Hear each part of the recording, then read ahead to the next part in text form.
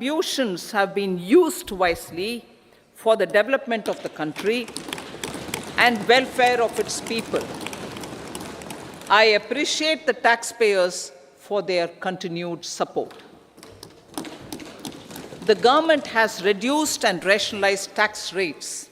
Under the new tax scheme, there is now no tax liability for taxpayers with income up to 7 lakh rupees, up from 2.2 lakh rupees in the financial year 2013-14. The threshold for presumptive taxation for retail businesses was increased from 2 crores to 3 crores. Similarly, the threshold for professionals eligible for presumptive taxation was increased from 50 lakh rupees to 75 lakh rupees.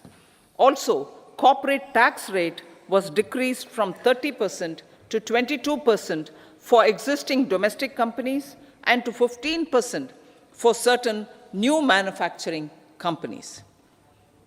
Honorable Speaker, sir, in the last 5 years, our focus has been to improve taxpayer services.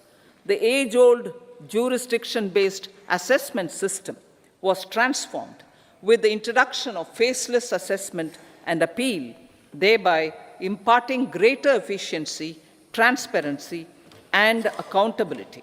Introduction of updated income tax returns, a new Form 26AS, and pre-filling of tax returns have made filing of tax returns simpler and easier. Average processing time of returns has been reduced from 93 days in the year 2013-14 to a mere 10 days this year, thereby making refunds faster. Indirect taxation. By unifying the highly fragmented indirect tax regime in India, the GST has reduced the compliance burden on trade and industry. The industry has acknowledged the benefits of GST. According to a recent survey conducted by a leading consulting firm, 94% of industry leaders view the transition to GST as largely positive. According to 80% of the respondents, it has led to supply chain optimization, as elimination of tax arbitrage and octroi has resulted in disbanding of checkposts at the state and city boundaries. At the same time, tax base of GST more than doubled, and the average monthly gross GST collection has almost doubled to 1.66 lakh crores this year. States too have benefited. States' SGST revenue, including compensation released to states in the post-GST period of 2017-18 to 2022-23, has achieved a buoyancy of 1.22.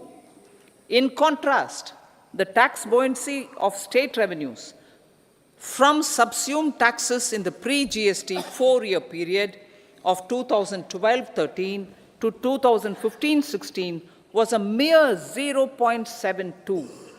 The biggest beneficiaries are consumers, as reduction in logistic cost and taxes have brought down prices of most goods and services.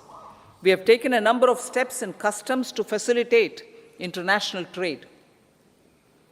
As a result, the import release time declined by 47% to 71 hours at inland container depots, by 28% to 44 hours at air cargo complexes, and by 27% to 85 hours at seaports over the last 4 years since 2019, when the national time release studies were first started.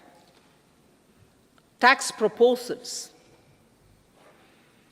As for tax proposals, in keeping with the convention, I do not propose to make any changes relating to taxation and propose to retain the same tax rates for direct and indirect taxes, including import duties.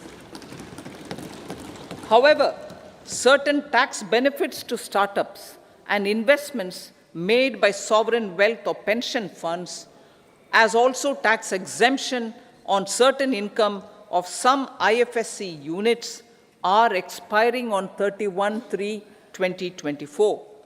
To provide continuity in taxation, I propose to extend the date to 31/3/2025.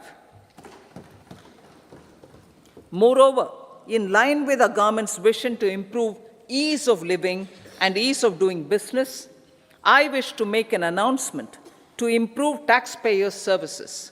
There are a large number of petty, non-verified, non-reconciled, or disputed direct tax demands, many of them dating as far back as 1962, which continue to remain on the books, causing anxiety to honest taxpayers and hindering refunds of subsequent years.